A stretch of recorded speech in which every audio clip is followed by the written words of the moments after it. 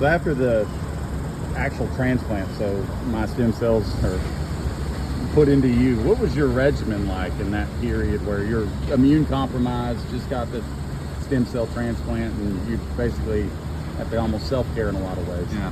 So weeks after that, let's say a month, you're still in the hospital, and so you're just getting the general care that you get from the hospital staff.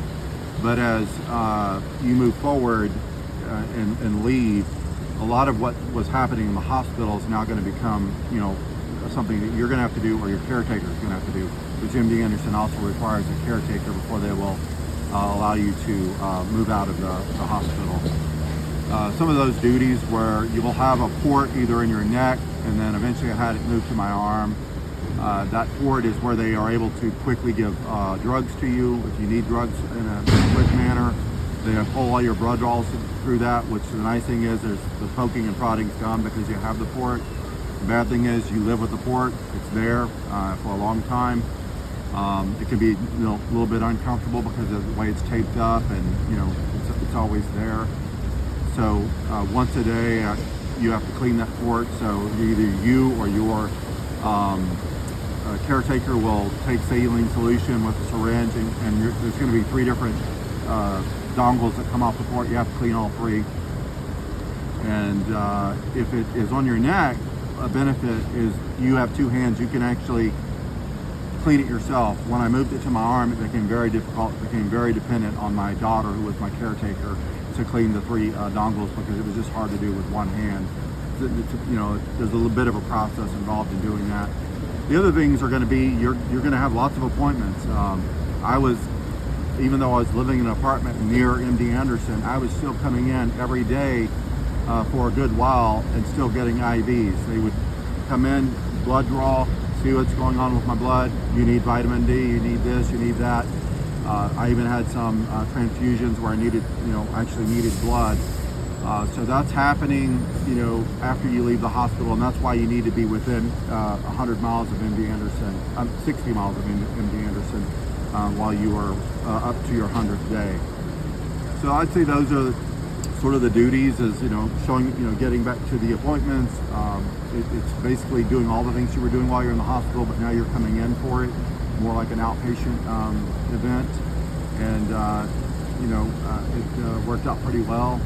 I actually appreciated being able to finally get out of the hospital and just be in an apartment. That first day out was like an amazing day. We're sitting here in Houston right now, and I remember just taking a look at the trees and all these sounds and the birds and all. It was just amazing just to be back outside.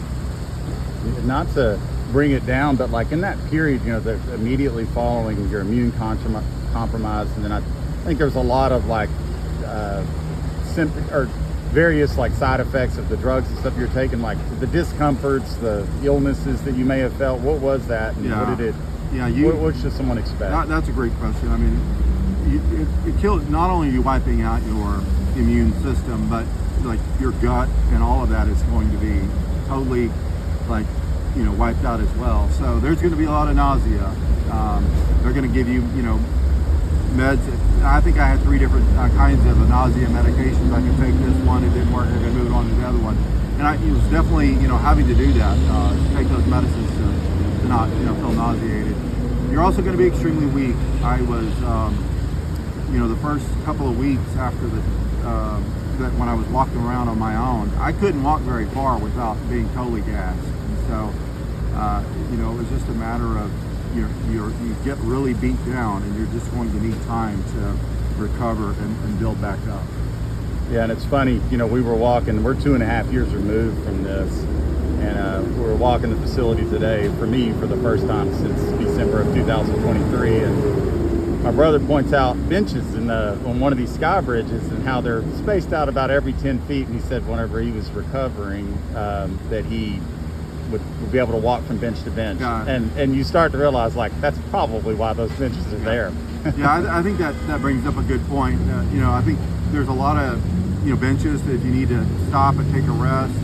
There's even more sofas and places where if you have a family member that's staying here, if they need to take a nap or something, there's, they can find a place to even, take a nap and lay down and rest up.